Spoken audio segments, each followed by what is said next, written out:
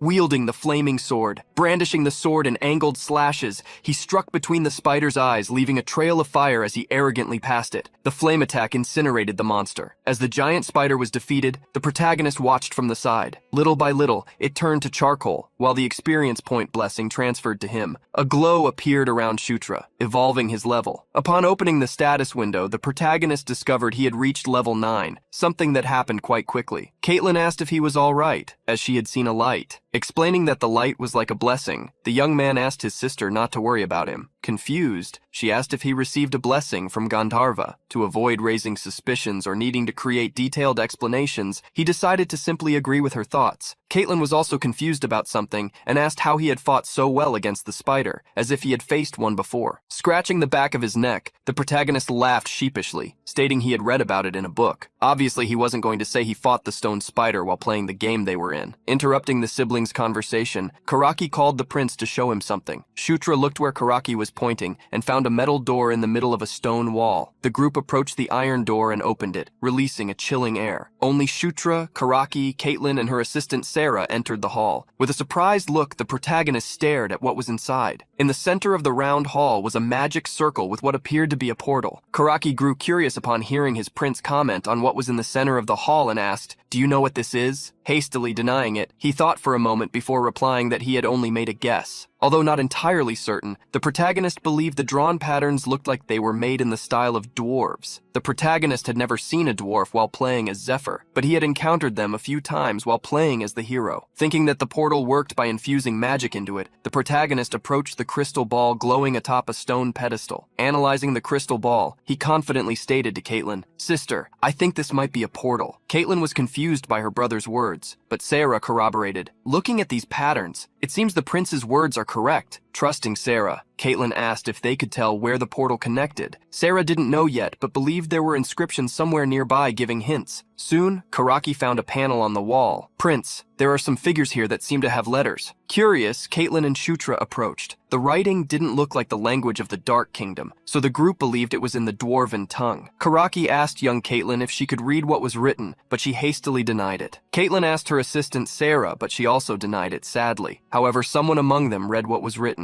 Zishuka Mountains, Portal 2. Apparently it says here it's connected to Portal 3. Surprised, everyone looked at Shutra. The protagonist was confused, wondering aloud how he could read the Dwarven alphabet. He had obtained the passive skill Dwarven script just by seeing the writing on the wall, surprising him. Karaki asked the prince if he could indeed read it, and it seemed so even to him. While Caitlin asked her brother when he had learned the Dwarven language, Sarah asked what was below the portal's destination. With his hand on his chin, Shutra stated he thought the portal activated by infusing magic into the crystal. The protagonist asked if his sister could put some magic into the crystal, but she wanted to leave the mission to him. "Me? Why? Do it yourself." However, claiming to still be clumsy with magic, he refused. In the end, Caitlin agreed to use her magic and touch the crystal in the center of the hall. The crystal glowed intensely, even more than before, illuminating the entire room. As the light intensified, a three-dimensional hologram appeared. The group quickly recognized the location before them, the Zishuka Mountains. There was a glowing point on the lines tracing the mountain, likely the location where they were. Another glowing point appeared to be the other portal connected to the one they were at. The group soon imagined that a dwarven hideout was there. Karaki thought this was a good thing, as the main force of the Red Lightning tribe was in front of those mountains. Shutra gave a thumbs up, agreeing. If they went to the other portal, they could attack the Red Orcs from behind. However, as Caitlin wanted to discuss the details with their other brother Chris, they decided to end the expedition there and return. When they returned to the Orc village and told Chris what they had found, he shouted in surprise, "To think there was a portal in that place! Shutra, you are truly a lucky charm." Laughing heartily, he gave his brother a few hearty slaps on the shoulder. Excitedly, Chris stated that if there was anything Shutra wanted, he just had to ask, as he would give him anything within reach. Shutra was impressed by the offer, but Chris, as captain and elder brother, wanted to reward him. Hearing Chris say not to refuse the offer, or he would be disappointed, the protagonist gave a restrained smile. He then asked, would it be alright even if it was a rather irrational matter? Chris became even more curious to know what he was going to ask upon hearing his question. Restrained, the protagonist asked, could you teach me the Divine Beast Fist? The request was so unexpected and irrational that Chris felt his world crumbling. Since he couldn't use weapons because his level was too low, the protagonist thought it would be different with skills. The Divine Beast Fist was a powerful martial art of fists and steps, passed down from generation to generation in the royal family of lycanthropes. Simply put, it was an S-rank martial art. As it was an irrational request, he knew there was nothing he could do if Chris refused. Crossing his arms, he shook his head. I think I'm asking too much, right? It's okay. I expected this from the start. However, unexpectedly, Chris replied to make him happy. Very well, I will teach you. However, Chris warned, I won't be able to teach the secrets of the technique. The protagonist became excited, but Chris changed his statement. I will teach you the aura instead of the secrets. When asked if this would be a sufficient gift, he saw Shutra fall silent. Seeing him quiet, Chris thought his brother hadn't liked it, but Shutra quickly shook his hands, denying it. No,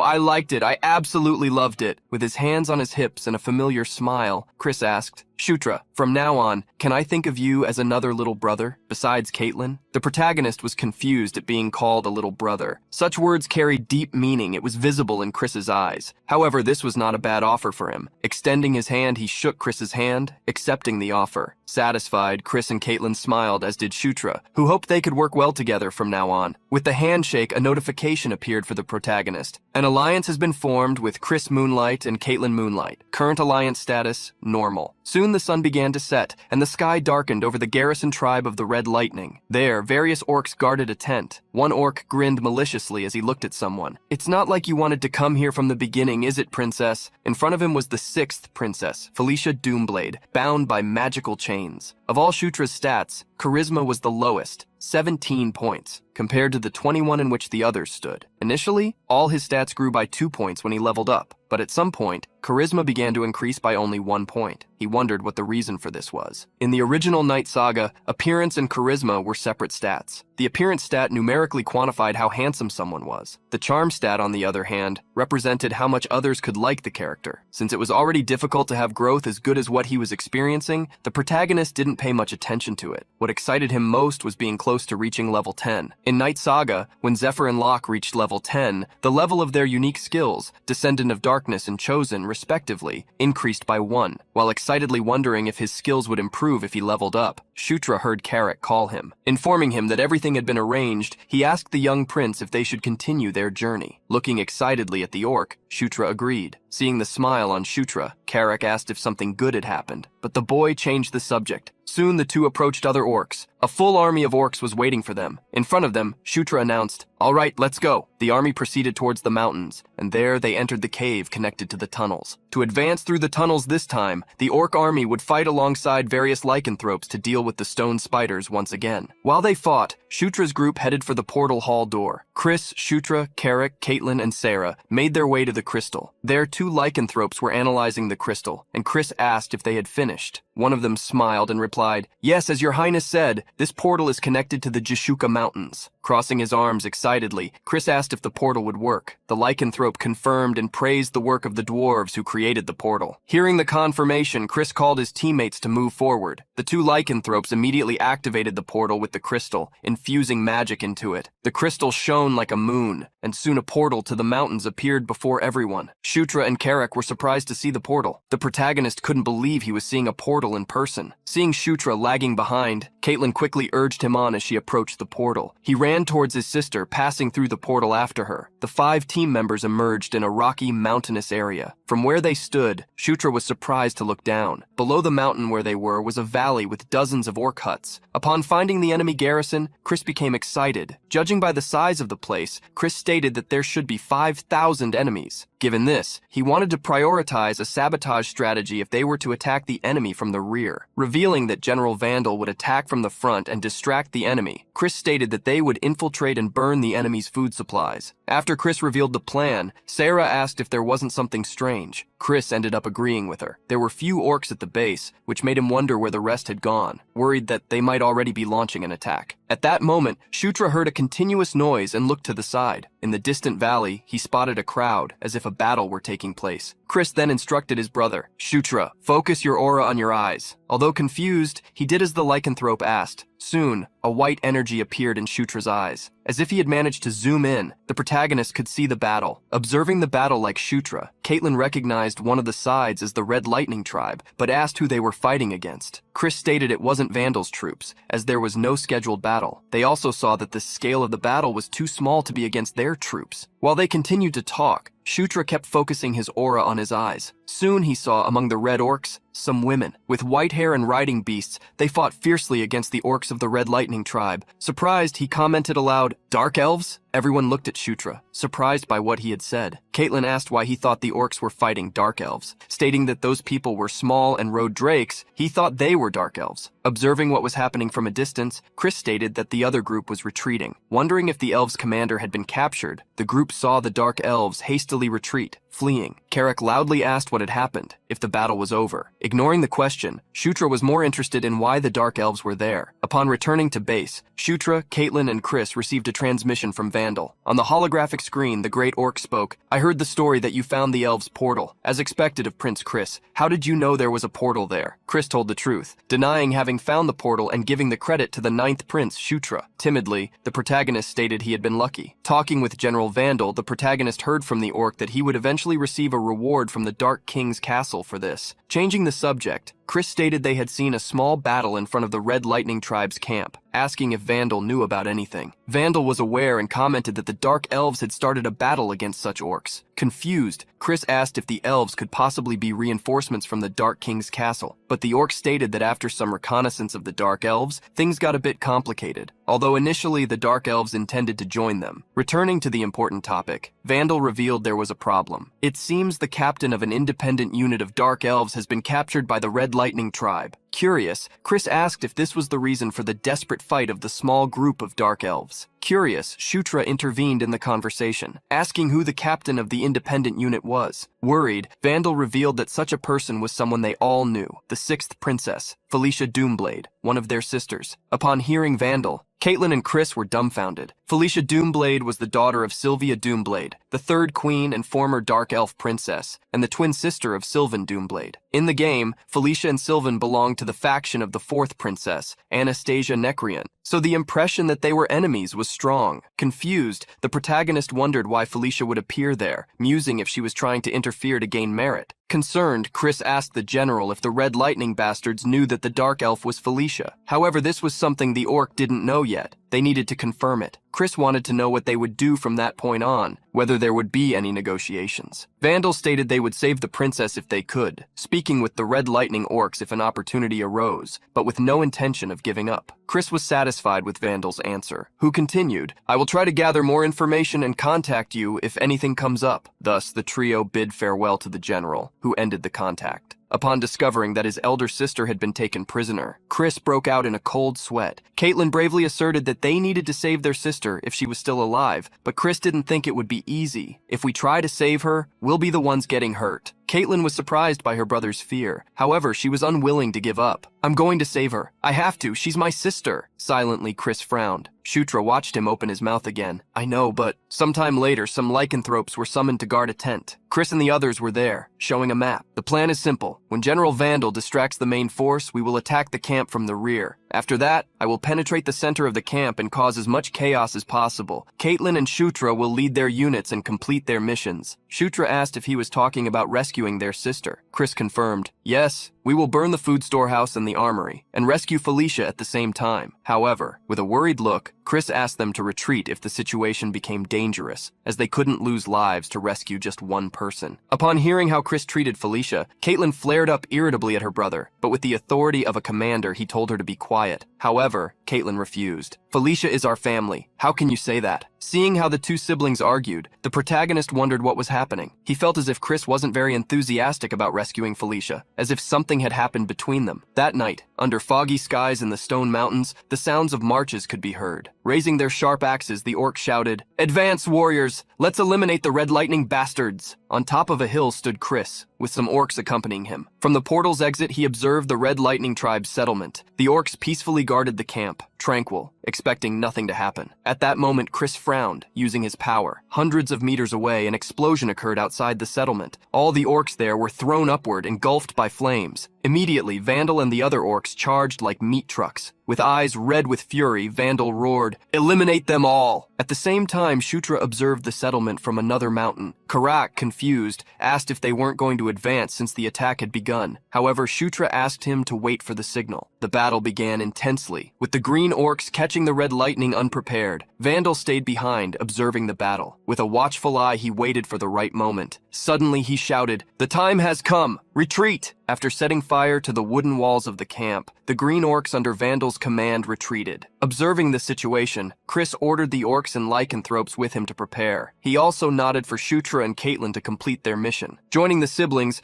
Chris advanced with the entire army towards the rear of the Red Lightning tribe. Needing to deal with the burning base, the Red Lightning orcs were dumbfounded to see a new attack. Orcs and lycanthropes attacked, launching punches like stone hammers, destroying and demolishing everything in their path. Accompanying his younger brother, Caitlin pleaded, "Shutra, be careful." Heeding his sister's request, the protagonist opened the minimap. He immediately commanded Carrick and the orcs ahead of him. "Go left. Run straight ahead and you'll reach the storehouse." Carrick led the charge, bellowing, "Eliminate them all!" Carrick was the first to strike the enemies, brandishing his weapon over a Red Lightning orc. A red orc as large as Carrick attacked him, clenching his fist for a punch. Caught by surprise, a look of fear appeared on Carrick's face. However, something thrown by Shutra flew and hit the orc who tried to attack him. The protagonist had used the throwing daggers skill, saving Carrick. Surprised, Carrick asked the prince when he had learned to throw daggers. Setting the question aside, Shutra advanced alongside Carrick, urging him to move quickly. He hid the fact that he had only acquired this skill the previous night. Seeing a food storage ahead, Carrick asked if they just needed to burn it. Before Shutra could order them to burn the storage, he wondered where Felicia was, fearing she might be caught in the flames. Therefore, he stated that they needed to find their sister first. Opening the minimap, he quickly scanned the area. To him, Felicia was recognized as a neutral character, so she would be marked as a blue or purple dot among the reds, who were the enemies. Soon, Shutra found something. Looking back, he directed Carrick in the direction he was pointing. The protagonist quickly entered a tent, looking around for Felicia. Soon he heard someone call his name. "Shutra?" Looking in the direction of the voice, he found a dark elf with white hair. Chained, the young woman was kneeling on the ground. Felicia Doomblade gasped upon seeing the young man. "Shutra, how did you get here?" The young woman with red eyes, pointed ears, and a braid holding back her loose hair was quite surprised to see him. However, asking her to leave the explanations for later, he rushed to the chains, trying to free her. Knowing it was dangerous there, he stated, "We need to get out of here as fast as possible." Shutra didn't just want to save Felicia. He wanted to make her favorable towards him. His plan seemed to be working, as Felicia was already looking at him with surprise and interest. Managing to get her out of the tent by unchaining her, Shutra asked her to follow him. "Let's go meet brother Chris and sister Caitlin." Surprised, Felicia asked if the two had really come there to rescue her. Confused, Shutra wondered why she was asking such an obvious question, and, with doubt, asked if there was perhaps a reason why they wouldn't want to save her. Stammering, Felicia changed the subject. Just as Felicia was about to talk about the power struggle within the family, Carrick shouted, "Prince, they're coming back!" Rushing towards Carrick, Shutra asked her to follow him. Agreeing with him, Felicia asked with a raised eyebrow, "Since when did you start calling me sister?" Looking at Shutra's back, Felicia was startled to see something flying towards him. "Shutra, behind you!" Hearing Felicia, the protagonist looked back, but he couldn't dodge the attack. The light pierced his body before he could even do anything. A wet cough escaped Shutra's mouth, as did excruciating pain. An explosion occurred around the protagonist and a fireball appeared. Before Carrick and Felicia, Shutra vanished amidst the flames. Speechless, Felicia stammered, Shutra!" In this moment of stupor, a red orc attacked Felicia. The young woman moved quickly despite her irritation. However, out of the corner of her eye, she noticed something amidst the flames. Something exploded, hitting the orc that tried to attack her, leaving her wide-eyed. Seeing the silhouette through the smoke, Felicia couldn't believe her eyes. Shutra walked into view and, with his acquired skill, mana control, and fire bow, created a bow that shot flaming arrows, the very ones that had hit him. Looking in one direction, Shutra pulled the fire bowstring, launching several arrows at the red orcs in front of him. With a smile on his face, the protagonist seized the opportunity he'd never had before. On a battlefield, he used his newly acquired skill to eliminate enemies, unleashing a volley of arrows. Upon hitting the red orcs, the fire arrows exploded, using real magic for the first time. He didn't tire, pulling the fire bow to launch arrows continuously. Even the level 1 arrows were impressive as they hit their targets, bringing happiness to the young player. Suddenly, Shutra was startled when something fell behind him. Looking closely, he realized that what had fallen near him was an ice attack. An archer mage from the Red Lightning tribe had shot an ice arrow. Looking at the archer, Shutra realized he was trying to aim at Felicia, who was running towards him, worried. However, unexpectedly, Shutra pushed her away. "Don't come near me!" As she was pushed, Felicia showed a confused expression. But then she saw a rain of ice arrows fall upon Shutra before her. With eyes that gleamed with longing,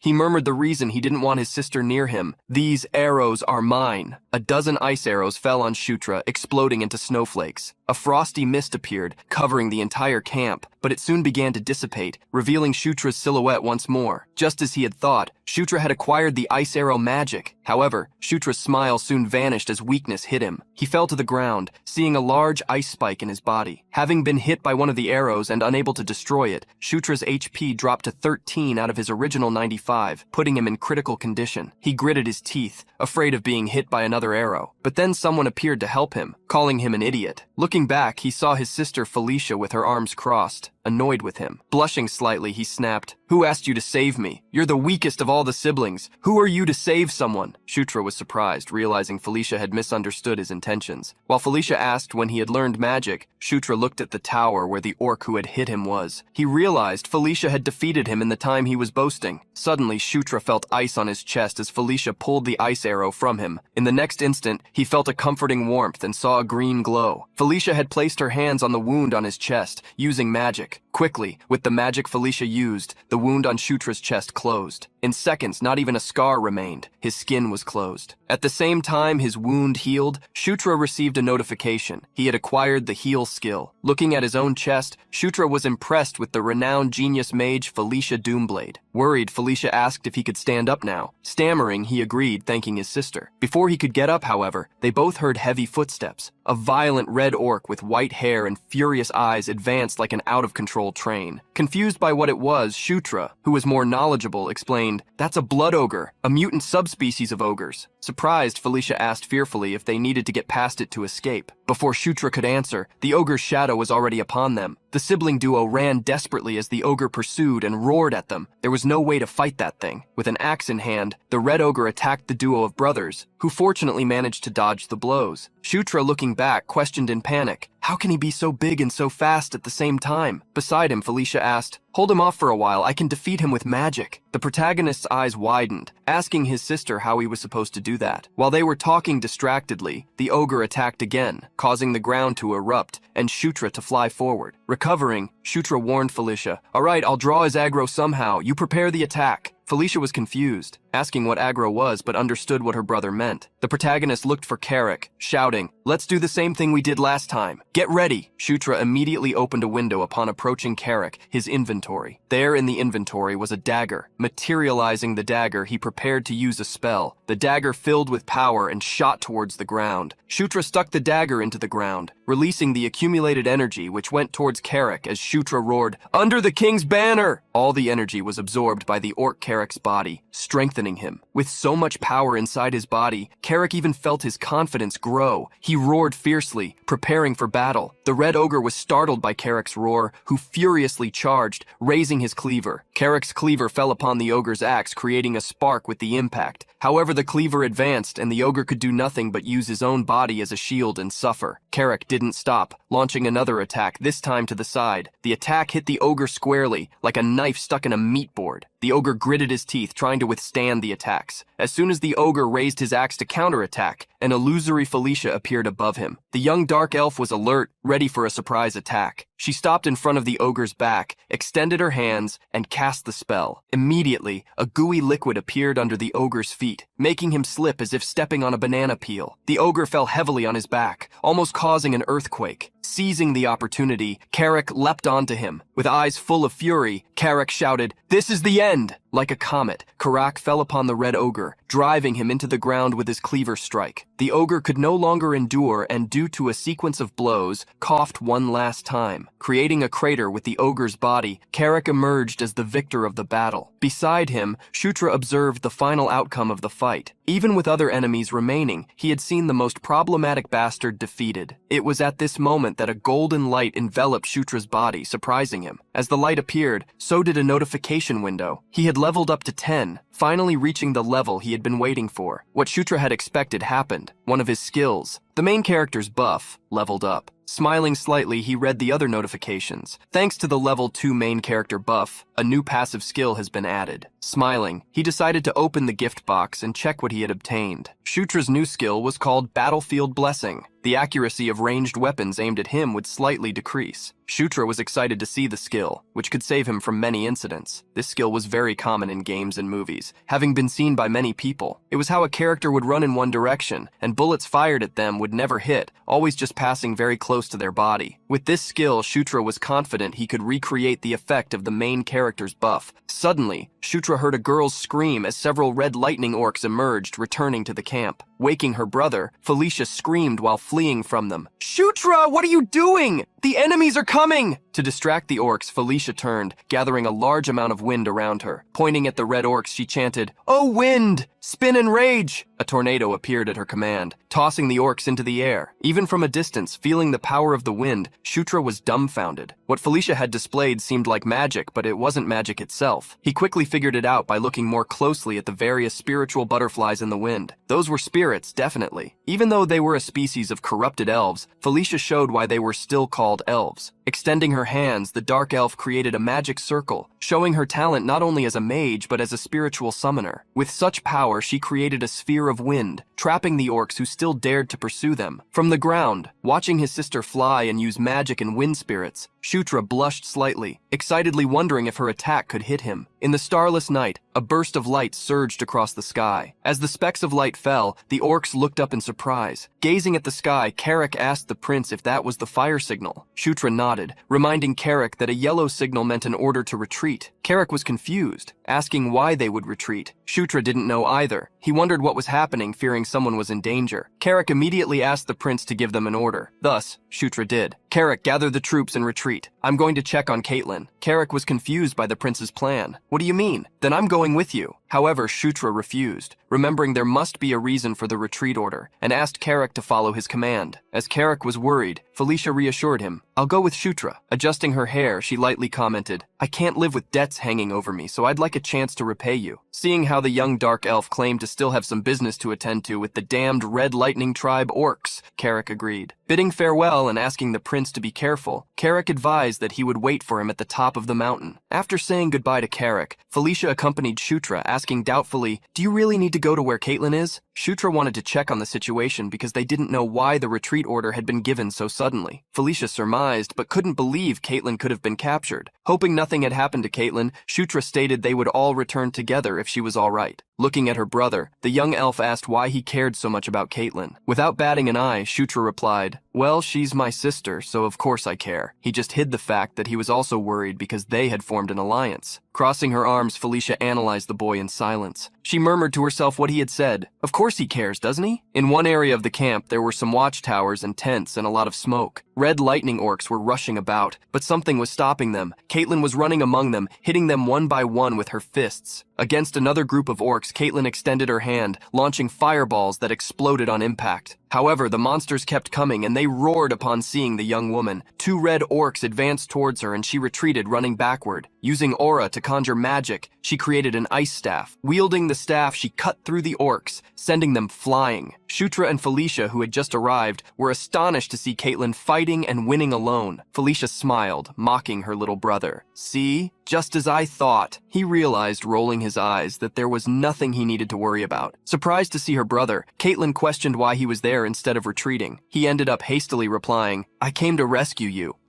To help you. But it seems I don't need to do anything." Noticing her brother's misunderstanding, Caitlin turned to look at him. However, Caitlin found a woman beside him. In the blink of an eye, Caitlin jumped onto Felicia, hugging her with immense affection. "Felicia, thank heavens you're safe." Being hugged so fervently, Felicia looked away shyly. "Of course I am. Honestly, you worried too much for nothing." Seeing how close the two were, Shutra was happy. Opening the region map, the protagonist observed the various red dots appearing. Warning the sisters that the enemies were returning, he stated they needed to retreat quickly. Asking Shutra to take the lead, the sisters stayed in the rear, delaying the enemy. Sometime later, several orcs were back in the teleportation hall. Soon, Shutra, Felicia, and Caitlin's group also passed through the portal back. Upon discovering that it was Shutra who had found the portal, Felicia crossed her arms, impressed. Caitlin reaffirmed what she had told her sister, stating that Shutra had made a great contribution to this expedition. Observing the boy talking to Carrick, Felicia quietly asked, "When did he change so much?" At that moment, Chris appeared, greeting everyone. "It seems you've returned safely." Excited to see her brother, Caitlin showed that they had rescued Felicia and brought her back safely. Coldly, Felicia greeted Caitlin's brother and her own brother. "It's been a while, Chris." He was silent for a moment, staring at her before replying, "It's been a while, Felicia." After some time, the siblings group gathered in a more secluded area of the cave. There, Chris revealed that the news reported that General Vandal's side had also won, and that Yakuzan had surrendered after seeing his own camp in flames. Confused, Shutra asked who Yakuzan was. Beside him, Caitlin revealed that was the name of the Red Lightning tribe leader, asking if he had forgotten. Joining the conversation, the elf Felicia asked if Yakuzan had surrendered, but Chris corrected her. Not exactly, he just fled somewhere else. If he gathers allies, he could still fight in some way. Having said that, Chris stated the next step. "Tomorrow, we will attack Kairam's forces, Kaichan's older brother. If they join Yakuzan, it will be a problem." Finishing what he had to say, Chris handed the floor to Felicia, asking how she had been captured. Felicia scratched her arm, answering embarrassed. "I was studying ruins in that area, so I heard about a battle, and on my way to try and help, I ended up being captured." Frowning, Chris asked if she was telling the truth. With a climate of animosity, Felicia retorted the question, "Why, don't you believe me?" The two fell silent, staring at each other. Sighing, Chris turned his back on his sister. "You've had a difficult day. Let's end it here." As Chris bid farewell to Caitlin and Shutra, Felicia lowered her head, watching him from behind. Orcs and werewolves gathered in the cave. Some slept, others cooked and ate together, while others tended to their wounds. On the other side, the main character observed all the skills acquired during the battle. Looking at them made him happy. However, the only one he could use in combat was his aura. As he tinkered with the skills, someone called him. Felicia, who had changed her clothes, entered the chamber where he was, asking if they could talk for a minute. When Shutra asked what she wanted to talk about, Felicia bit her lips slightly. She then walked up to him and, surprising him, pulled him by his shirt. The protagonist was surprised because, looking him in the eyes and with a soft voice, Felicia asked, "Do you want to take off your shirt?"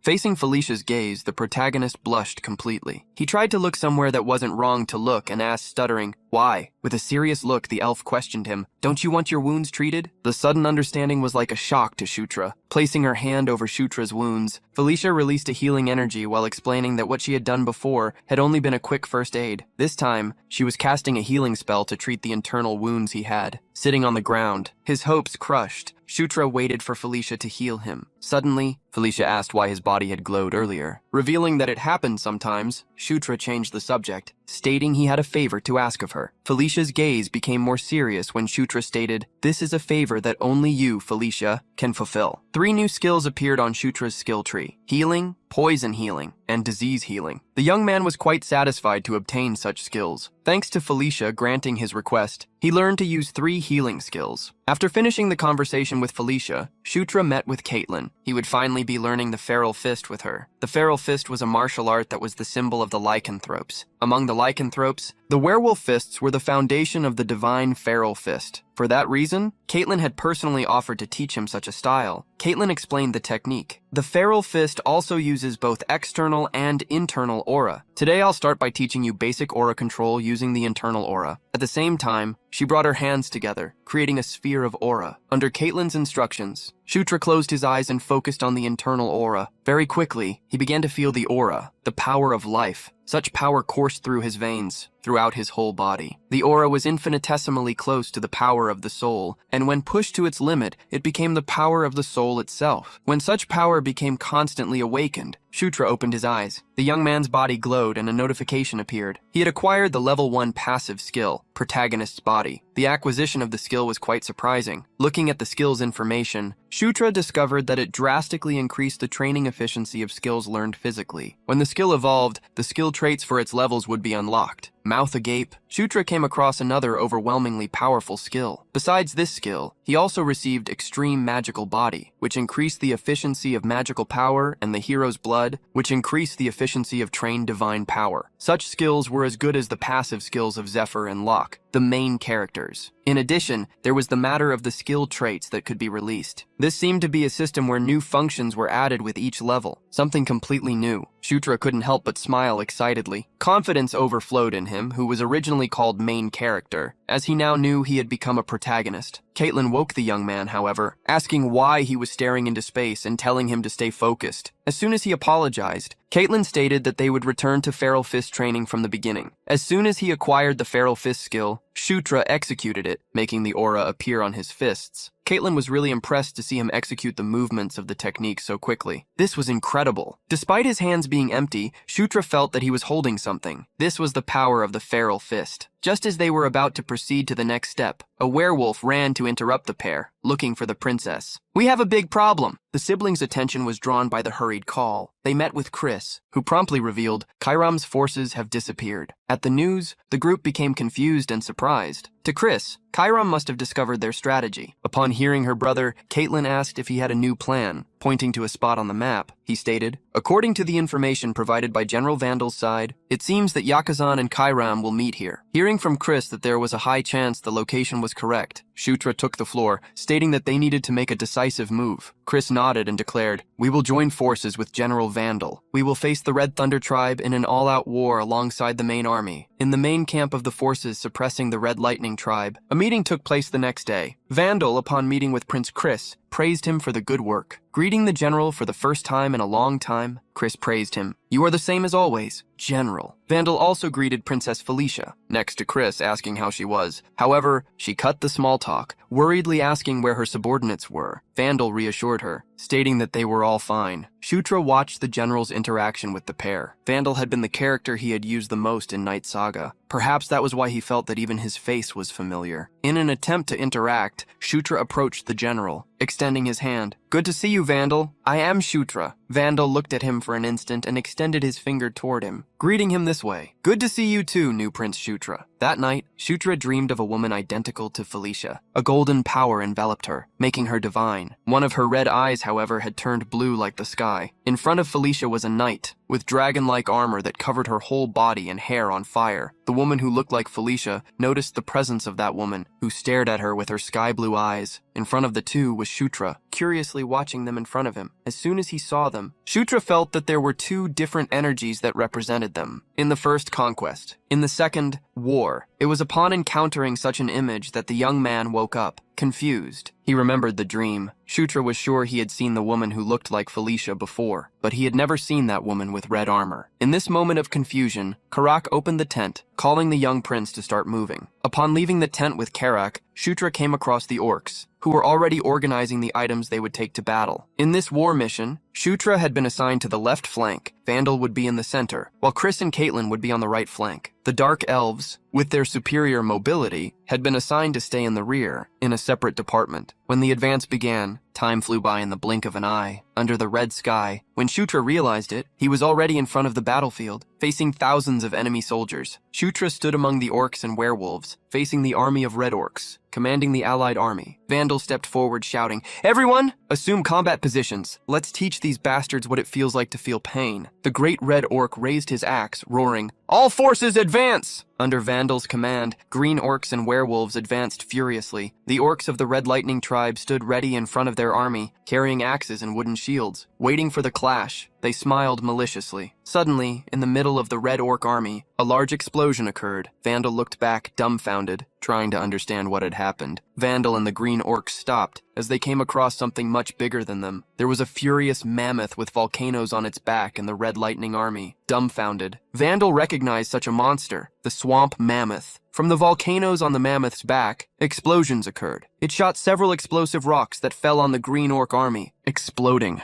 The powerful and inevitable explosions threw the green orcs in all directions, causing a tremendous amount of damage. Shutra and Karak were shocked by the devastating situation. Dumbfounded, Shutra stated, "We were deceived. These bastards knew everything from the start." With several mammoths in their army, the Red Lightning tribe secured the upper hand in the battle. The swamp mammoths, as the name suggested, were monsters similar to mammoths, but their sizes could not be compared to normal monsters. In short, this was a true monster that honored its name. In front of this red monster with furious eyes, Shutra still did not despair. However, suddenly new enemies appeared. Lizardmen, with their sharp claws and long swords, emerged from behind the allied army. The green orcs looked back with frightened eyes. Shutra gritted his teeth upon seeing new enemies. The green orcs had to deal with the new enemies, who savagely caused chaos within the army, breaking their formation. A lizardman spared no effort and jumped toward Shutra, showing his sharp claws and fangs. However, Karak appeared at the last second. Attacking the lizard from behind, Karak promptly shouted to Shutra, "Pay attention! One wrong move and we will all be defeated here. The protagonist nodded, knowing he was right. He was not in a game. Chris used his fists to invade the Red Lightning Orc army. Gritting his teeth, he cursed, "Damn it, don't tell me they already knew everything and prepared to play with us." Caitlin quickly approached her brother, stating that it might be better to retreat, to seek a new opportunity in the future. Chris couldn't believe she was suggesting such a thing. Making a mistake at such a moment would cause them to suffer great losses, possibly even being annihilated in battle. But Caitlin made him realize by reminding him that, at the rate the battle was going, only more casualties would happen. She firmly asked, "You need to make a decision. Now is the right time to retreat, brother." Even against his will, Chris bellowed, getting the attention of the troops. From the top of the hill where he was, he proclaimed, "Those who can use magic will stabilize a defensive line in the rear and buy as much time as possible. The rest will quickly form groups to retreat. Survive and return no matter what." In the center of a canyon was a village formed by the orcs. There, they were being healed by the dark elves who had joined the group under Felicia's command. Chris hit a table, blaming himself. "I was too complacent. I should have been suspicious,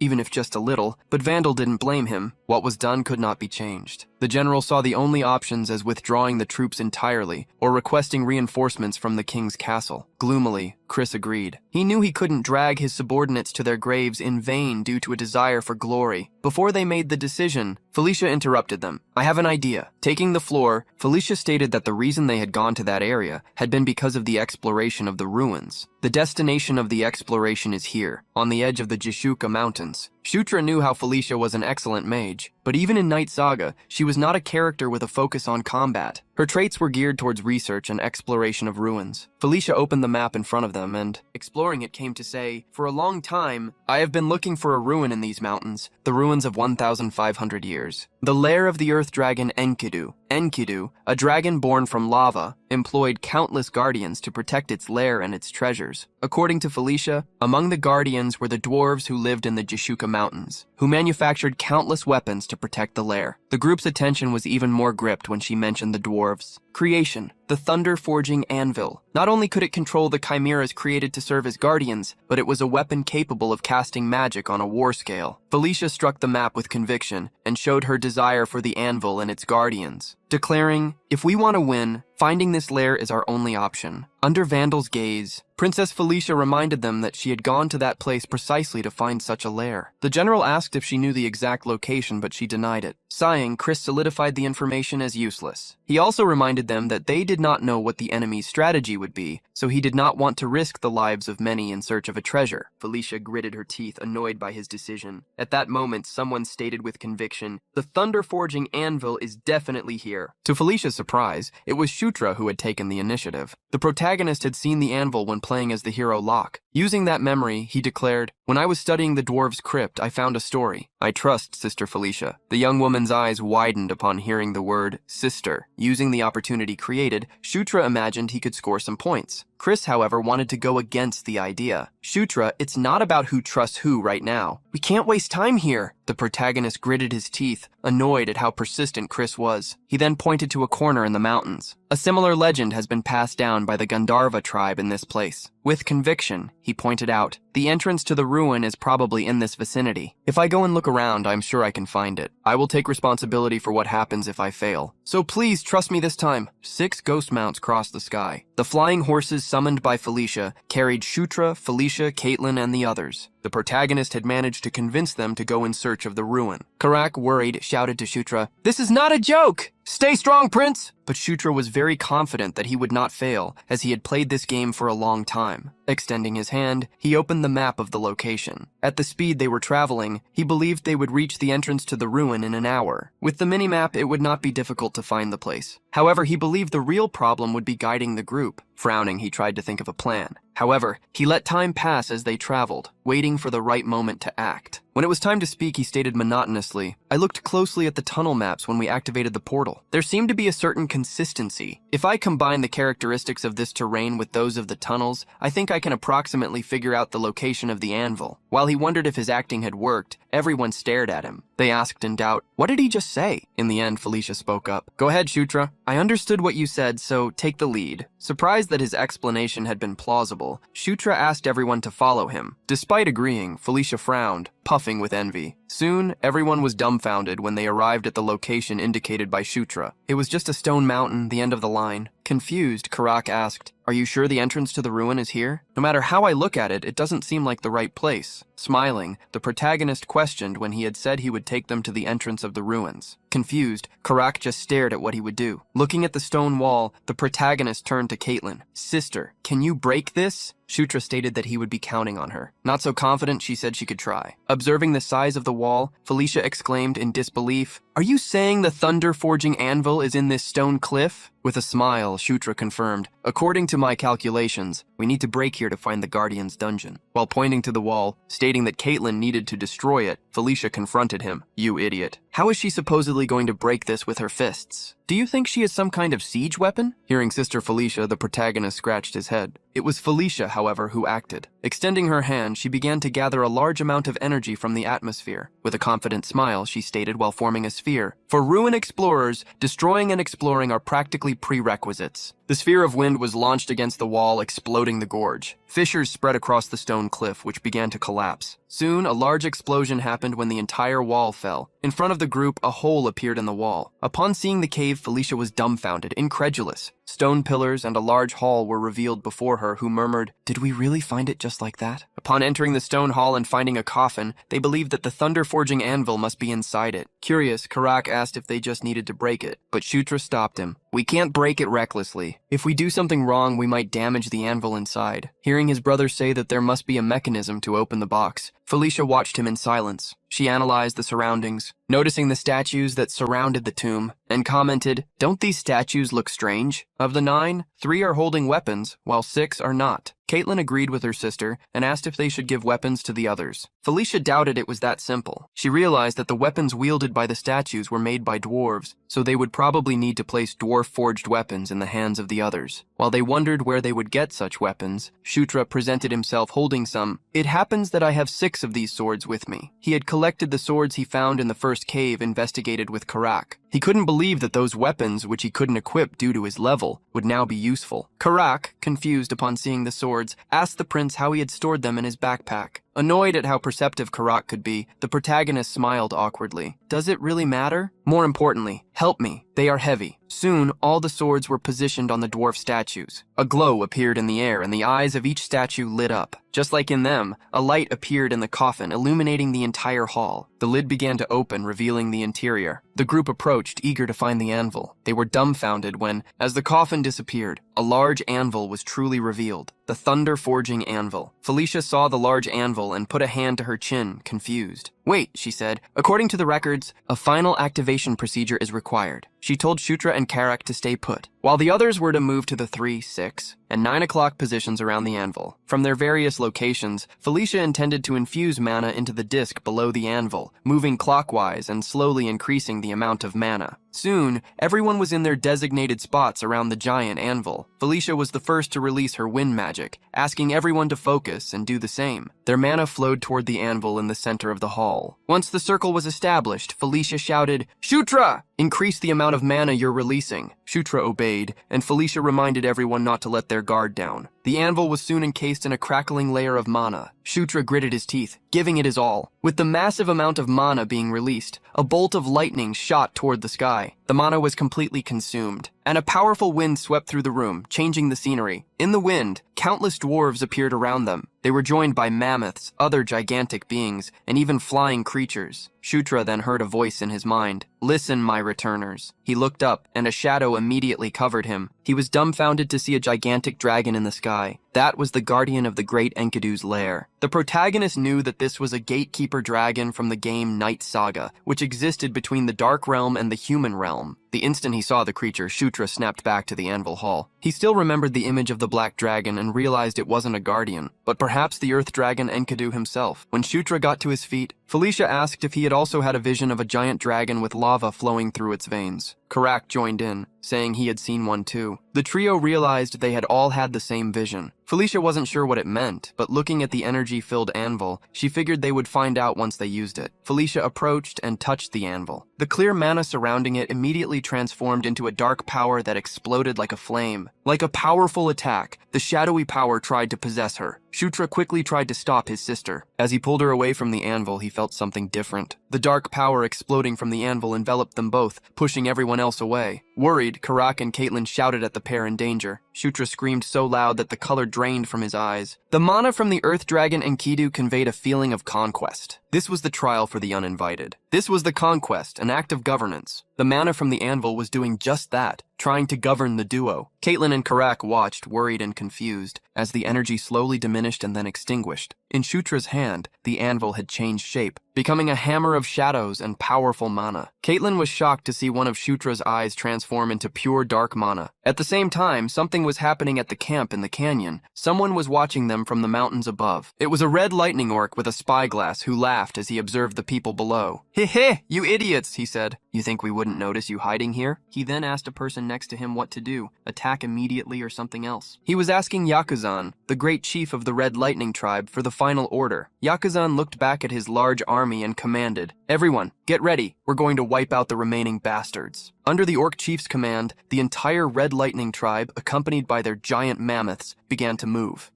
The green orcs were patrolling in the temporary camp they had set up until they were surprised by a glow in the sky. A rain of fireballs was happening, targeting the camp. The fireballs caught the orcs unprepared, exploding among them. The orcs could not avoid the attacks and suffered from the explosions. While they worried about the meteors, red orcs and enraged mammoths emerged, invading the gorge. The red orcs' ambush had begun. Stepping out of a tent, Chris was shocked to see what was happening. He gritted his teeth in worry, as neither Caitlin nor Felicia were there to help. Given this situation, it was extremely likely they would be annihilated. Explosions continued to happen in the gorge, which Yakuzan was observing. He smiled maliciously, scoffing, "Damned fools, you came without knowing the region, and look at you now." Yakuzan ordered the various orc shamans near him, "Finish off everyone else." However, the shamans began to tremble. Their hands didn't want to move. And why? Energy suddenly fell upon the mammoths. Their eyes changed, focusing on a new target. The red orcs present in the ambush noticed a change happening. The mammoths began launching their fireballs against the red orcs, a twist in the battle. Yakuzan and the other orcs above the gorge watched what was happening. Stunned, Yakuzan wondered what was going on and why the mammoths were attacking them. Chris, who was preparing for battle, saw the mammoths change in behavior. Like Yakuzan, he was shocked, not understanding what was happening. However, a thought crossed Chris's mind. Shutra's group really had found the anvil. Just as he thought, Shutra was now holding a magical hammer of dark energy. Seeing the energy hammer constantly deforming, he wondered what exactly it was. Someone approached Shutra, answering, "That is the Thunder Hammer, equivalent to the anvil. It seems Enkidu has chosen you." Being carried by the assistant, Felicia explained to Shutra. The protagonist was confused, and while he didn't know what to do, Felicia instructed him, "Use it! What are you waiting for?" The protagonist held the hammer firmly. Enkidu's mana had already taught him how to use it. The moment Shutra felt himself in a lifeless sphere, he learned that he should conquer, subdue, and force obedience. Domination was necessary. This was the method to use the anvil that created thunder. Raising the hammer above his head, Shutra imagined what he wanted to do. Let's start by dominating the swamp mammoths. As soon as Shutra hammered the great anvil, a pillar of energy shot up into the sky. This same energy reached the mammoths, beginning to control them. The mammoths began to focus their cannon attacks against the red orcs, destroying the great army that had been assembled to ambush the group led by Chris. Screams of despair spread. The red orcs didn't know why they were being attacked. Amidst the swamp mammoths' attacks, the red orcs realized that another front had emerged to attack them. Bandel had charged into the enemy army like a runaway train, crushing every single enemy with his heavy fists. Bandel observed how the mammoths were attacking the Scarlet Lightning tribe and figured that the prince and princess had succeeded. Bandel commanded the green orcs and raised his voice. "Now is the time. Eliminate everyone. Don't let anyone escape." The green orcs charged into the fight, taking advantage of the Scarlet Lightning tribe's broken spirit. Their attacks became increasingly forceful. On top of the gorge, Yakuzan watched his army begin to lose. He hastily asked a shaman, "What is happening? Why are the mammoths acting like this?" However, the orc shamans had no answer. They only knew that a large amount of mana was controlling everything. According to the shaman, the best thing would be to retreat and wait for another chance. But that possibility was not something Yakuzan wanted to accept. While he was thinking about what to do, an explosion happened near him. Chris, like a comet, had fallen onto the gorge to attack the Scarlet Tribe's rear lines. With a fierce look, he stated, "It looks like this is the end for you. If you surrender, I'll make sure you don't suffer as much." Yakuzan was shocked to see the beastman. Furiously, he raised his axe, trying to use his large body to pressure Chris. "I'll finish you off right now." Chris's eyes gleamed as he faced the enemy. With the art of the Beast King's fist, Chris charged, using his claws to pierce through and eliminate Yakuzan with a single blow. Seeing the army's leader fall before Chris, the Scarlet Lightning tribe shamans were terrified. As soon as the chief was eliminated, they tried to flee. Waving his hand to clean it, Chris looked around, realizing they only had a few remaining flies to deal with. Chris acknowledged that, if not for Felicia and Shutra, they would have been in serious trouble. He looked up at the sky, hoping nothing bad happened to them either. The battle was being watched on a holographic screen. Karak seemed shocked to see the current scenario, where the mammoths were helping. Gasping from exhaustion, Felicia confirmed what Karak still didn't know. Thanks to the anvil, it was possible to control all the treasure guardians. Felicia was ready to change the subject and talk about what they could do with the anvil's power when her words became more spaced out and weak. She staggered. Felicia's assistant quickly held her, worried about the princess's condition. Felicia gritted her teeth, asking them not to worry about her, as she only needed some rest. Since everything had been finalized, they thought about organizing everything to leave. However, upon looking around, they discovered something unexpected. Shutra had disappeared. In a forest area, Shutra continued to evolve. He looked at his character information, seeing how much he had improved, and thanked Enkidu's relic. Among the notifications, Shutra discovered that his conquest level had also increased. This last notification caught his attention, and in the character information, he discovered a skill with a crown symbol, Conquest, which was now at level 2. Under that skill, another one had also evolved, the King's Banner skill. Discovering that both skills had leveled up excited Shutra. Although he didn't fully understand what it meant, he knew it was a good thing. Also discovering that he had obtained a skill called King's Knights, Shutra wondered what it did. This was a skill that sounded like some kind of summon. While Shutra was observing his information, he heard someone call his name. Looking around, Shutra met Caitlin. The protagonist scratched his head, approaching his sister as he apologized. "Oh, I left without saying anything." Before he could apologize, Shutra was hit with a big knuckle chop. Caitlin strongly scolded him. "What were you thinking? Disappearing without saying anything, Shutra?" Still, because he was safe, Caitlin let the matter go and asked him to hurry back, as they would have to camp in the forest for the night. His sister's comment confused Shutra, as he thought they would return straight to the base. Caitlin, however, revealed to the protagonist that there had been a problem. While Shutra remained confused, Caitlin explained, Felicia lost consciousness. Currently, Felicia was passed out, lying on the hard ground with a look of suffering. Caitlin revealed that she believed, due to everything that had happened, Felicia was still very exhausted. Felicia's assistants were trying to use healing magic to wake her up. Caitlin recounted that after collapsing, Felicia had said she would be fine after resting, but they didn't know exactly when she would wake up. Caitlin was worried because without Felicia, they couldn't even summon the phantom steeds. Therefore, they needed to continue monitoring her condition. The protagonist nodded to everything Caitlin said and internally wondered if Felicia would be all right. The night lingered in the forest outside. Inside the temple, Karak was sleeping like a rock, as were the others, while Shutra leaned against a pillar, wide awake and thoughtful. Shutra wondered if his stamina had been recovered after leveling up. Strangely, he didn't feel tired at all. While Shutra was considering whether he should stay awake until the next morning, he noticed something. He looked around and remembered the ruins they were in, as well as the hidden weapons and treasures that should be nearby. There should also be traps and guardians, but since he had the hammer, Shutra felt confident in looking for them. Eyes on the hammer, he wondered what would happen if he used the governor's power in the ruins. The anvil's power only worked outside, but inside the ruin, it manifested absolute power. In other words, he had already obtained an entrance pass to anywhere in the ruins. Karak continued to sleep peacefully when Shutra began to move. However, someone started waking Karak up. It was Shutra himself, asking the orc to accompany him. The duo walked through the ruins, lit by torches on the walls. Karak was worried about walking around as something bad could happen, but Shutra reminded him, "I'm the governor of this place. What are you worried about?" As they opened some doors, Shutra asked Karak to think about how many weapons must exist in that ruin. As soon as they reached a new room, Karak was speechless. He spotted a huge winged monster sleeping as a guardian in that location. Shutra was able to identify the monster just by seeing it, a griffin-shaped golem. Karak could only think of it as an extremely powerful monster. Hearing the young man say that if they had walked around carelessly, they could have been attacked, Karak became worried. Karak preferred not to fight that monster, and with him in the lead, the duo tried to avoid the griffin golem. Soon they entered a new room and immediately found enormous quantities of treasure. Gold chests, armor, weapons, and all kinds of jewelry. Karak picked up a giant armor, impressed by it. Shutra wasn't as excited, but praised it to make Karak happy. By using a special energy in his eyes, however, Shutra was able to see a small layer of mana on that armor, which turned it into magical armor. Shutra offered the armor to Karak, who gasped, "Can I really keep it?" The protagonist agreed, as it was too big for anyone but the orc to wear it. Karak hugged the armor as if it were something precious to him. Shutra walked toward a table, finding some golden coins. Picking them up and seeing a dragon emblem, Shutra recognized them as ancient coins. These were items that would be best kept in the inventory first. While gathering the coins, Shutra told Karak to put everything of value away for now. Shutra then noticed the presence of a chest that emanated gold. Curious, he approached and opened it. At the same moment, Shutra felt an evil energy coming from a corner of the room. An extremely malicious energy was exhaled from a stone door that had just opened. However, that hidden space caught Shutra's attention. The protagonist's eyes shone, as he definitely felt there was something valuable there. The protagonist proceeded to the new secret chamber, discovering a flame that had appeared in the center of the room. At that moment, a dark voice arose in Shutra's ears. "Yo!" Amidst the flames, a form seemed to emerge. Shutra recognized the mana exuding from that body. Even though it was the first time he had seen it, its name surfaced in his mind. He murmured, "Enkidu." Those were Enkidu's gauntlets. Earthquake. As Shutra observed the gauntlets, it spoke to him, "Oh, valiant knight of conquest." Slowly, Shutra approached the gauntlets that called out to him. The protagonist reached out to touch them but was repelled. Several notifications popped up before him. Your level is insufficient. Your mana is insufficient. Your mental form is insufficient. Your strength is insufficient. Surprised that he couldn't hold the gauntlet yet, Shutra didn't know what to do. Enkidu's gauntlet suddenly began to shine, and a voice emerged. "Permission granted." A new notification appeared. "Earthquake has recognized you as its master." The gauntlet, with the face of a dragon, continued to shine, undergoing modifications. The notification confirmed, "The user of Earthquake has been changed to Shutra." The protagonist's hand began to glow, and as the glow disappeared, the gauntlet formed around his fist. The brightness forced him to close his eyes, and when he opened them again, he saw the gauntlet on his fist. He was surprised. It really recognized me as its master? Shutra's strength, mana, and stamina points each increased by 10 points. The protagonist was impressed, as this was a large amount of stats obtained just by equipping the item. Shutra already imagined what would happen if his level increased further, as the equipment bonuses adapted to low levels. The thought of the gauntlet becoming even more powerful excited him. Looking at the information for Enkidu's gauntlets, Shutra discovered that the item was even better than he expected. Karak joined Shutra in the secret chamber and, surprised, asked what he was doing. Shutra was startled by Karak's appearance and turned around hastily. "How long have you been here?" Karak revealed that he had seen everything that happened with the gauntlet that appeared out of nowhere. The protagonist, after hiding the gauntlet, scratched the back of his neck, a little awkward. He didn't want something like the inventory to be exposed to others. Karak, however, knew that important things could cause problems if they were known to everyone. Smiling, he beat his chest and swore, "Don't worry, I won't say anything and will take this secret to my grave." While Shutra was touched by Karak, the rock-headed orc looked around, asking if they should head back now that they had taken everything they needed. Seeing how the stubborn orc wanted to leave, Shutra smiled, acknowledging his loyalty. As they returned, they passed through several corridors with small piles of gold coins. Something caught Shutra's attention, and he told Karak to stop and wait a minute. Shutra pointed for Karak to look in the same direction. A glow emerged amidst the gold, and with a smile, Shutra stated that it was exactly what they needed. Sometime later, a potion was poured into Felicia's mouth. The elf's body shone intensely. Felicia slowly began to wake up, opening her eyes. Shutra was holding his sister in his lap, the potion in his other hand. "Felicia, you're awake?" Felicia didn't understand why she was seeing Shutra. Caitlin quickly approached, extremely relieved. Felicia still didn't comprehend what was happening. Wiping away a tear, Caitlin revealed, "Shutra brought a mana recovery potion." Confused, Felicia asked where he had gotten such a potion. The protagonist pointed to the surroundings, reminding her, "Did you forget where we are?" Felicia, stunned, remembered, "We're in the ruins." With a confident smile, Shutra boasted, "And don't forget that I'm the governor of these ruins." Shutra asked Felicia not to worry and to rest, because as soon as she woke up again, her mana would be completely restored. Despite Shutra's words, Felicia's gaze was dark. Muttering, she thanked him. With rosy cheeks and looking away while twirling her hair around her finger, Felicia mumbled, "I said thank you." Sometime later, the sun began to rise behind the mountains, illuminating even part of the gorge where Chris's group was located. Bandel was the first to notice Chris and shouted excitedly, "They're finally back! I knew the prince and princess would succeed from the start. Good job, everyone!" Bandel greeted the group that had just returned. Clearing his throat, Chris approached. He continued to clear his throat as he searched for the right words. Blushing, as it was his first time, Chris complimented, "That was an impressive job, Felicia." Felicia, however, just looked away.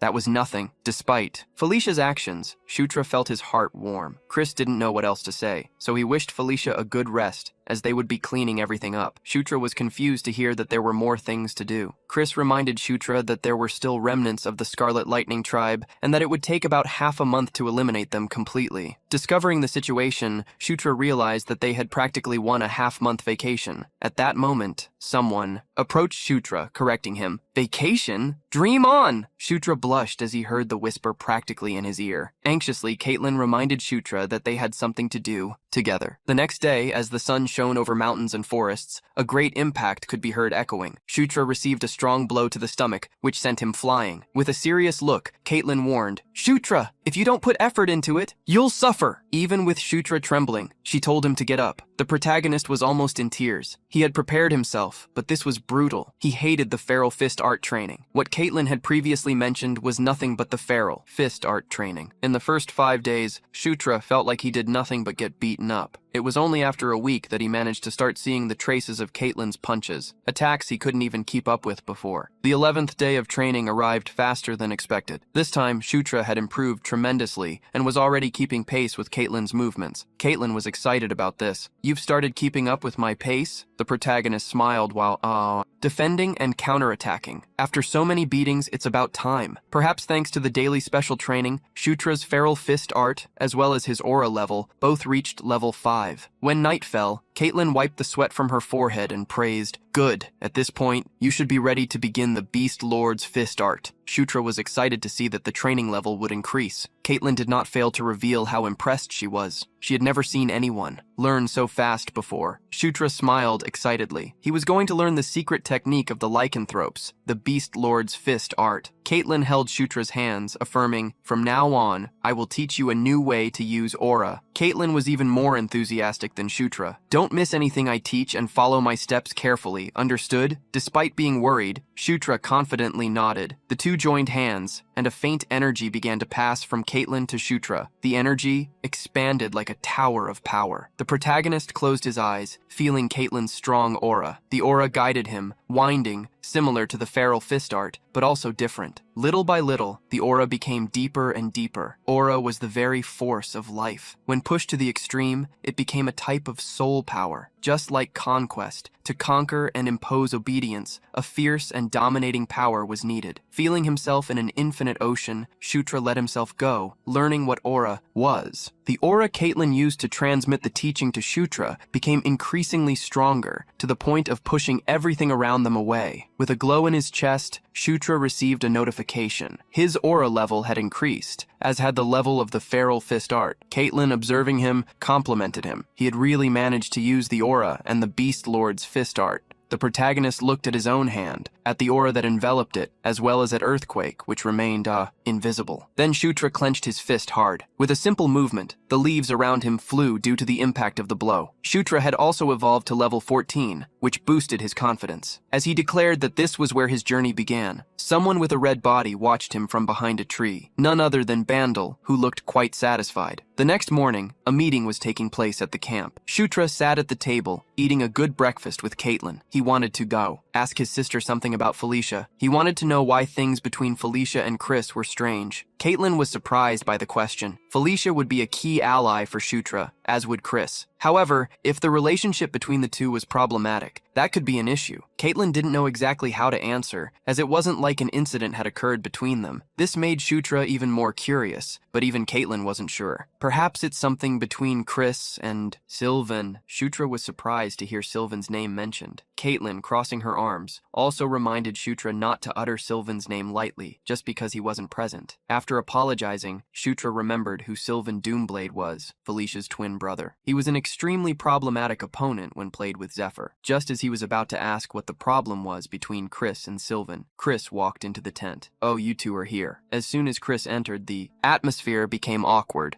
Shutra and Caitlin, who were talking earlier, greeted their brother in a somewhat subdued manner. Chris didn't notice anything, and excited, asked them both to pack their things. The matter was resolved faster than expected, so we will be leaving this afternoon. Curious, Shutra asked where they were going. Chris couldn't believe the question, and reminded him that they needed to report the entire mission. Outside the tent, before setting off on their journey, Bandal greeted Shutra. "You all worked hard during this mission, princes and princesses." Addressing Shutra, Bandal affirmed that he hoped they would meet again in the future. Shutra returned the greeting. "I'll be looking forward to that too, Bandal." Leading the group, Chris asked if they should leave now. They could only have one destination. "Let's go! To the Dark King's castle." A castle with gigantic towers rose amidst the shadows. The crimson sky brought a slight sense of terror to the place. In the castle's great hall, before the red carpet, there was a single throne. Wearing immense armor, the being remained in the shadows. The journey to return to the castle was quite simple. First, the group would move to the long-distance teleportation circle, and then use transfer magic to return directly to the castle. The estimated time to reach the teleportation circle was 3 days. Halfway there, they needed to set up camp for the night, as they did not stop at inns. Sitting in front of the campfire, Shutra was thinking about the king's castle. Since they would arrive at the location the next day, he was starting to get a little nervous. The protagonist used a stick to write on the ground the names of the 3 factions the castle was divided into: the second prince, Zephyr Ragnaros, the king's second son, and his worst enemy; the first prince, Baikal Ragnaros; and finally, Anastasia Nekrion, the 4th princess. In the fight for the throne, the order of birth meant nothing. The one who accumulated the most achievements and demonstrated superior abilities always came out on top. Among the 3, Baikal and Zephyr were full blood brothers, and their abilities were extremely similar. They had inherited the blood from their mother's side, the Draconic clan, and both possessed immense power as a result. Still, if one of them were chosen as heir, the elder son Baikal, who was naturally moderate, would probably be the better choice. Shutra did not want to make a choice now, as he knew that, on a certain day, everything would change. The protagonist was preparing for that day in the best possible way. First, he intended to increase his level until he could unleash the full potential of the Earthquake Gauntlet and thus maximize the use of the new strength he had obtained. Having plenty of time, Shutra decided to check the King's Knights skill. An order of knights had been created in his name. Shutra originally thought that this skill was some kind of summoning, but it seemed to be more of a recruitment system. Reading the skill information, Shutra was surprised. There were bonuses, knight training, and even summons. The skill was extremely comprehensive. While Shutra was smiling frighteningly with happiness, Karak approached. "So you were here." The orc scolded Shutra for still being awake. "Why are you still standing instead of sleeping, Prince? If you want to leave early tomorrow, you need to rest." Karak rushed Shutra to go to bed, but the protagonist was too excited, finding the orc's appearance at that moment perfect. With an excited look, he asked, "Do you want to try a new experiment with me?" Karak felt a shiver upon hearing the question and wanted to know what it was about. Under the bright full moon, Shutra decided to test the new skill. He drew a sword and placed it on the shoulder of Karak, who was kneeling. "Mighty orc warrior, I name you as my knight." A glow descended upon Karak, activating the skill. The orc felt something different in his body. Somehow he realized that his loyalty level to Shutra had increased. Now, becoming the commander of the knights, Karak, at level 24, was marked as a first-rank soldier. The protagonist was extremely excited about the result. He placed his hand on Karak's shoulder, who was still stunned by the strength he felt flowing through his body, and stated, "Karak, don't you want to become the strongest orc in the world?" Shutra's eyes shone with anticipation. Looking to the future, the protagonist could already see. "Just wait. I will make you the most powerful orc emperor in Night Saga, someone who can even play with dragons." Seeing how much Shutra was dreaming, Karak worriedly asked if he was feeling all right. In the middle of the forest, the next day, the group found a stone tower. Inside the tower was a teleportation center where a magic circle remained active. Chris took control of the situation, asking if they should leave now. The protagonist nodded, excited by the prospect. Shutra stepped onto the magic circle, which glowed as everyone positioned themselves. He felt his body being taken over by a different energy. A tower of light shot up into the sky, like an inverted lightning bolt, taking the group through space. Shutra felt his body moving at a speed he couldn't control. When he could see what was happening again, he had already reached his destination. Falling to his knees, he tried to understand where he was. Caitlin approached Shutra with concern, asking if he was okay. Despite being startled, the protagonist nodded. As soon as they arrived from the journey, someone recognized Felicia and excitedly called out to her. Several other elves surrounded Felicia with enthusiasm. Surrounded by so many elves, Felicia smiled happily, talking to them all.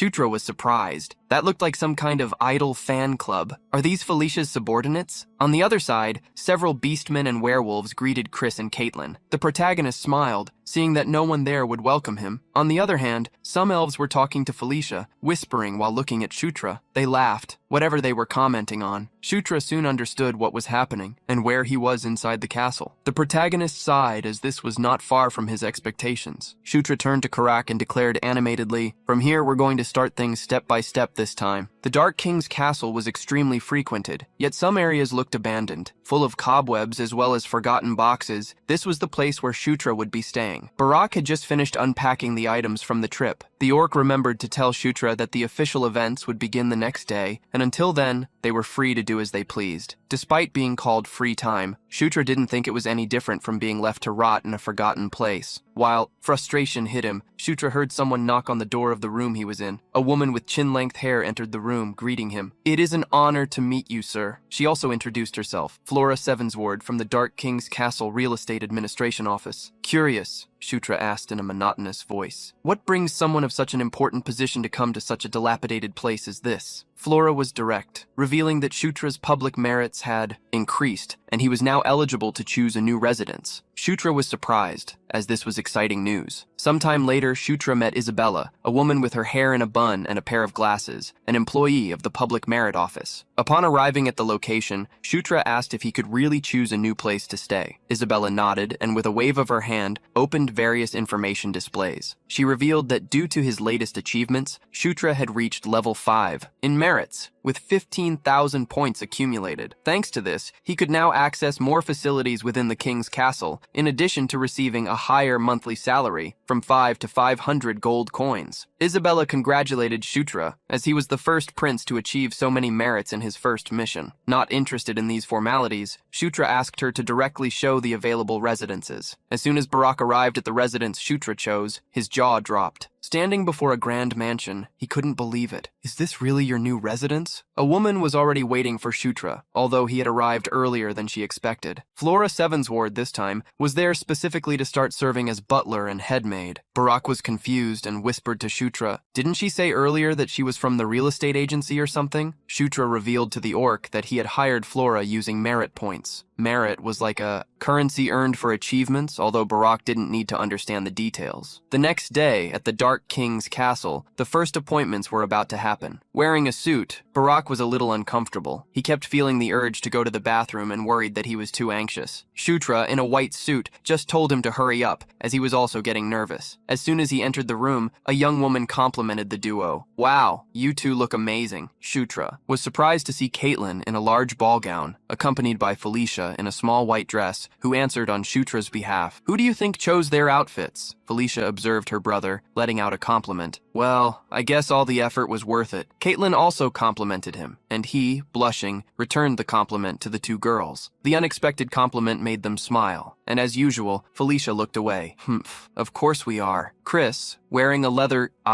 jacket, joined them, commenting curiously, "This is your first ceremony, isn't it, Shutra?" He clenched his fist firmly in support of the prince. "Today you are the star. Show the whole castle who you are." Excited about this, the protagonist nodded. Soon the doors of the hall were opened to the princes. There were some who might think Shutra's achievements were simply luck, but soon everyone would see him with their own eyes. Shutra was going to show them again the prince they once repudiated. With a crowd on both sides of the hall, the 4 princes approached the stairs leading to the throne and knelt before the king. Chris, the 7th prince, was the first to present himself. They were standing before the great governor of the Dark Realm, King Mitra. A butler next to the king spoke on his behalf, asking them to begin the report of the prince's and princess's achievements. The protagonist felt the pressure of personally meeting King Mitra, the father of all the king's children. He had forgotten that this was a being that should never be underestimated inside the castle. In front of Shutra, Mitra was like a giant. His oppressive aura made the young man look like an ant. The pressure Shutra felt was something he never imagined could exist. A gaze was focused on him, and standing before Mitra made his body tremble, to the point of seeming about to break. It was at that moment that, deep within Shutra, a woman murmured with an outstretched hand, "Conquer, for you are also a king. Shutra felt a blessing in his chest. In front of Mitra, the woman's voice resonated inside him. Overcome even this gaze, this suffocating pressure, and subjugate it to your will. The energy strengthened Shutra's whole body, who gritted his teeth and, with an inner glow, raised his head, confronting Mitra's gaze. In Shutra's eyes, the power to conquer arose. Throughout the entire meeting, Mitra kept his eyes fixed on Shutra with an equally golden gaze. He spoke for the first time, calling directly for Shutra, something that shocked everyone else. From Felicia to Caitlin and Chris, everyone looked at Shutra stunned. Curious, the protagonist kept his gaze on Mitra, who declared a single sentence, simple but full of meaning. I look forward to seeing your future conquests. Around the hall, many people were also speechless. From living beings to undead, they asked each other what was happening, as the king had never called any of the princes or princesses by name during an audience before. Everyone wondered why the king would mention the 9th prince, who had never been present before. That was an apparently ordinary declaration addressed to Shutra, but it was also something no one had ever heard from the king, and that made it invaluable. Shutra delivered a fitting response. I will do everything in my power to live up to your majesty's expectations. Thus, Shutra Ignas concluded his first audience, leaving a powerful impression on everyone who saw him. The next day, Barak's shouts were hastily trying to wake him up. The protagonist woke up reluctantly, asking what had happened. Barak showed him a letter they had received from the public merit office. Confused, the protagonist opened the letter and was surprised by what he read. Curious, Barak asked Shutra to read it aloud. As he read, Shutra was unsure how he should feel. The protagonist revealed that King Mitra, his own father, had given him a mission. Sometime later, in another part of the castle, Chris observed the same letter, telling Caitlin that Shutra was going on a mission to subjugate a Cassius herd, a monster extermination operation. Upon hearing about the mission, Caitlin realized that her brother would be going to the Enger Plains. Curious, Shutra asked if that wasn't the place where the centaurs lived. Caitlin confirmed, revealing that she and Chris had trained in the Enger Plains before. Chris said that the subjugation had become an almost annual event. Despite wanting to go with Shutra, Chris revealed that he already had something scheduled for the same date. On the other hand, Caitlin was excited and confident that Shutra could handle it alone. Still, the siblings warned him, from now on, people will start paying attention to you. Some will try to get closer, while others will be on alert. You will need to be careful of those around you. Shutra already expected this to happen. Even Zephyr himself had commented that he had never been called by name in an audience. Chris volunteered to help, asking Shutra to call him if he needed anything. Before he left, Chris also asked him to visit Felicia, as his sister had something to deliver. Shutra then went to another region of the castle. The moon on the horizon was still full, but hidden by the crimson mist. The protagonist was ready to travel and had gone to the teleportation hall with Barak. There, he found Felicia in front of 2 giant lizards. If you're going to travel through centaur territory, you'll need good pairs of legs. Felicia was handing over the 2 giant mounts to Shutra and Barak. Approaching the young man, Felicia extended her closed hand to give him something else too. The protagonist was surprised to see the Dark Elf's Tears amulet. Shutra couldn't believe she was giving him one of the sacred treasures of the Dark Elves, something that would normally only be obtained by defeating Felicia herself. After handing over the item, Felicia explained, Dark Elves are a proud race. They never forget the kindness they receive, nor the vengeance they need to execute. Felicia then hugged Shutra tightly and asked, take care of yourself and return safely. The protagonist was surprised, even scared. He never thought Felicia would act like this. Before he could reply, Felicia lightly pushed him away and looked off to the side. It was nothing. She herself had realized how strange the gesture was. With Barak and the mounts beside him, Shutra stepped onto the teleportation platform and waved goodbye. I'm leaving. Stay healthy until we see each other again. Thus, Felicia watched Shutra disappear into the teleport and nodded to his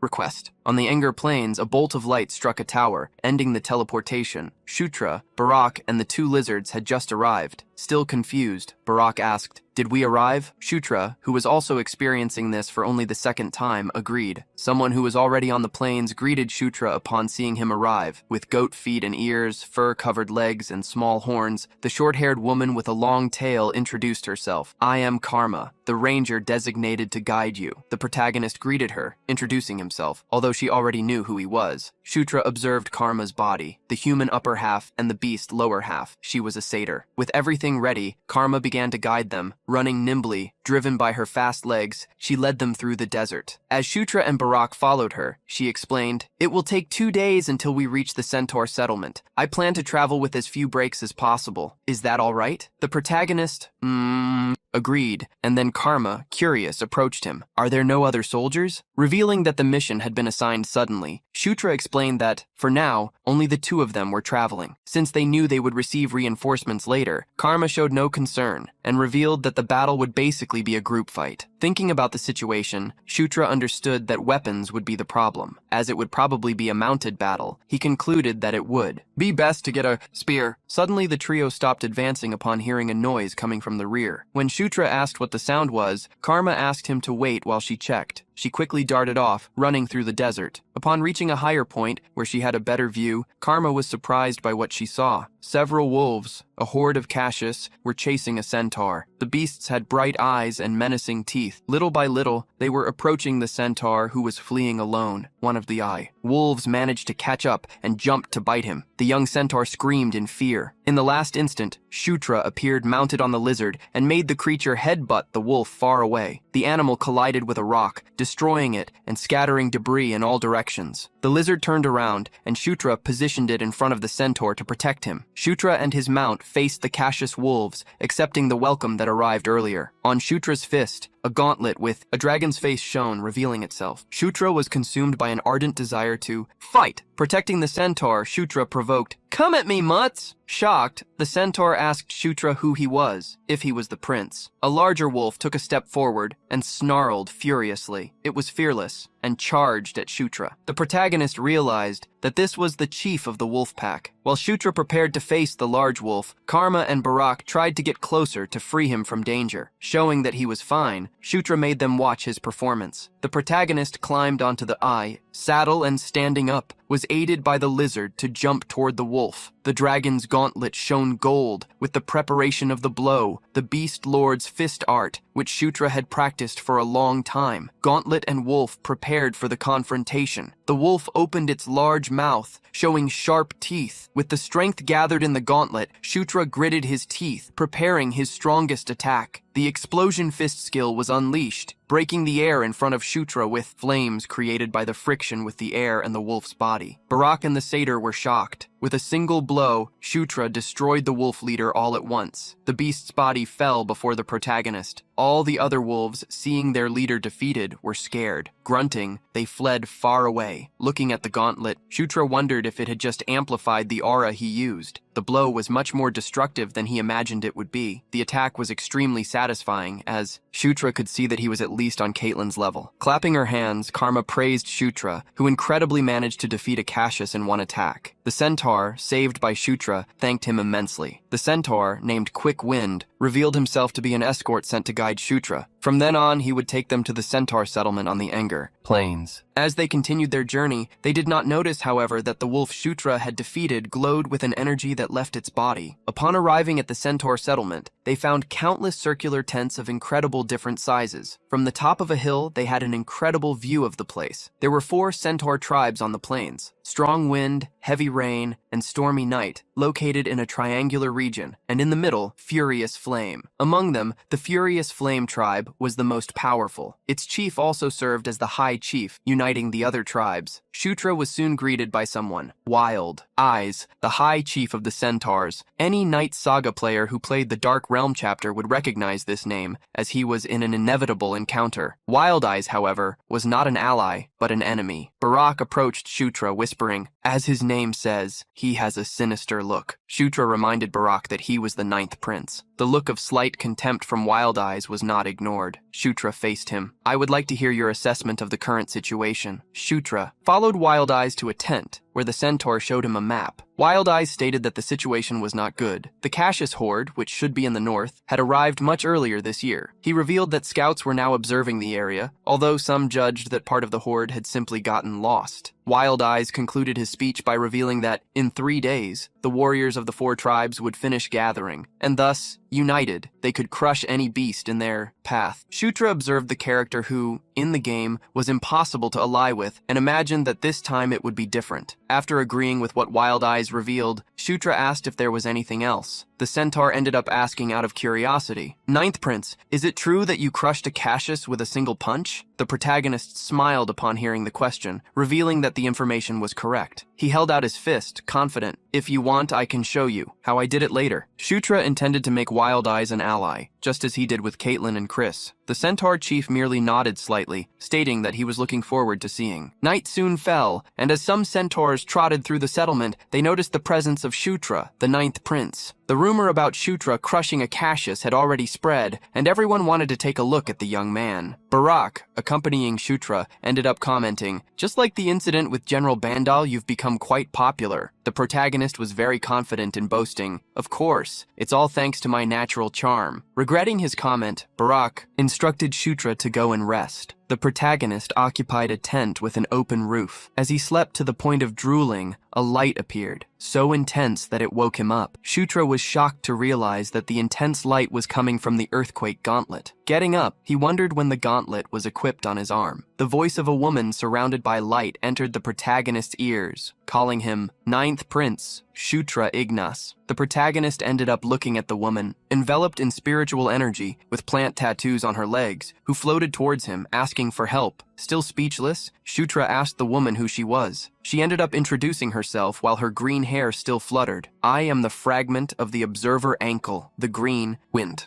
Shutra was speechless when he heard the name Green Wind. This was one of the natural spirits revered by the centaurs and satyrs. In the world history of Night Saga, the reason the Anger Plains remained green and prosperous was the power of the green wind. Before the protagonist could realize it, he found himself on the plains, where green grass stretched to the horizon, and the only presence beside him was the green wind spirit. In the distance, a temple was visible, which Green Wind introduced as her home. This was where the fragment of her creator, the observer ankle, resided. Green flames and lights could be seen on the temple, from the exterior to the interior. Shutra observed the temple and what Green Wind revealed, and he paused for a moment. He remembered that the observer ankle was one of the 6 ancient dragons, and he gasped at the information. Ancient dragons were divine beings that players could never encounter in Night Saga. Shutra had only recently received the earthquake gauntlet from Enkidu, and now he was having an encounter with the observer ankle. The protagonist did not believe this was just a coincidence. Green Wind was urgent. "Prince, we don't have time. The monsters from the north are approaching my home. Their goal is to steal the vegetation of the Anger Plains. They will destroy my home and devour my spirit." To Green Wind, only Shutra could protect that place, which left the young man quite confused as to why, since his level wasn't even high yet. Green Wind reminded Shutra, "You already possess the power of Enkidu, don't you?" Stretching out her hand to Shutra and releasing the power of nature, she reassured him. "Don't worry, Ankle's fragment will grant you a much stronger power. First, show this token to my offspring." Shutra woke up from the vision he had, returning to the tent as Green Wind disappeared. Looking at his own hand, Shutra observed a mysterious power. The energy was exhaled from a small piece of wood. When Shutra went to another tent and told what had happened, Wild Eyes was shocked. Green Wind is in danger? The protagonist revealed more. There is a small temple to the north. If what Green Wind said is true, the Cassius will attack it soon. There is no time. We must gather the troops and move immediately. Clearing his throat, Wild Eyes refused to march based on a single story. To convince him, Shutra showed the piece of wood with the forest energy. That was the divine relic of the Green Wind. With a serious look, Wild Eyes believed Shutra and asked the young man what he should do. The next day, as the sun rose, several centaurs began to march. They carried spears and bows ready for battle. Amidst the centaurs, Shutra rode his lizard. Using a map, the protagonist quickly managed to find the small temple. The temple of the Green Wind was surrounded by a mysterious energy, the same one Shutra had seen in his vision. The temple was so deep in the forest that, if not for the system map, it could not be found. As they approached, a centaur drew the chief's attention, not to the temple, but to something else. On the horizon, a horde of monsters had appeared. The Cassius managed to find where the Temple of the Green Wind was much faster than Shutra expected. Shutra could see that something was definitely going on, but he wasn't yet aware of what it was. Seeing that the monsters were in a greater quantity than expected, Wild Eyes asked Shutra if he had a plan. The protagonist remembered that Green Wind had told him to obtain the power of Ankle's fragment. Therefore, that item must be inside the temple. Thus, Shutra Shutra announced that he would go ahead and ask the centaur chief to keep the enemy away. Moving forward, Shutra called Karak and Karma to accompany him. On the other side, Wild Eyes raised his sword and shouted, "Do not let any of them approach the temple." With great courage, he commanded, "Prepare for battle!" Under the command of Wild Eyes, the centaurs and satyrs advanced bravely. A squad of archers had positioned themselves and drawn their bows for the attack. A rain of arrows fell upon the Cassius wolves. The squad, armed with swords and spears, charged with a thirsty look. They brandished their weapons, finishing off the wolves wherever they passed. Shutra and his group managed to use the confusion to bypass the situation and head towards the temple. Midway, Karak drew an axe, knowing that the prince only needed to reach the temple. Karak moved in front of Shutra to attack and clear his path. The great warrior orc spun his body, preparing to attack the wolves in the way. Karak's attacks proved powerful, and with every swing of the axe, a wolf was struck down. Karma did not stand still, and drawing a small dagger, she also cleared the path, defeating some Cassius. The protagonist praised the duo's work, and while they defeated the wolves, continued to advance with their help. When Shutra was approaching the temple, however, he saw a large club coming toward him. The protagonist managed to dodge by jumping with the lizard. A large ogre had appeared, and due to the attack, Shutra lost his balance, falling with his mount. The ogre roared furiously and ran towards the protagonist with heavy steps. The protagonist blamed himself for letting his guard down. However, before he was hit, Karak stepped into his path, blocking the ogre's second attack. Karak, even with some wounds from the combat, protected Shutra and asked if he was all right. With a calm look, Karak asked, "Get up, your highness. This is no time to rest." Yet, the ogre roared furiously, not allowing Karak to be distracted. The ogre brandished its club once more, forcing Karak to protect himself with a cleaver. Karak gritted his teeth to withstand all the continuous attacks. Shutra ended up scoffing at Karak. "What's this? You were acting so proudly. Don't tell me you can't handle it anymore." The protagonist drew a dagger and plunged it into the ground, causing energy to rush toward Karak with the activation of the king's banner skill. With Karak strengthened, Shutra shouted, "From now on, let's focus on attacking." Karak obeyed Shutra and brandished the cleaver to attack the ogre, hitting it with great power. The ogre couldn't understand what happened. It only felt terrible pain. However, thanks to its size, the monster resisted the attack. Karak continued the attack, using the power of the buff provided by Shutra, and hit the ogre once more. This time, the blow was deep and caused the orc's enemy to drown in its own suffering.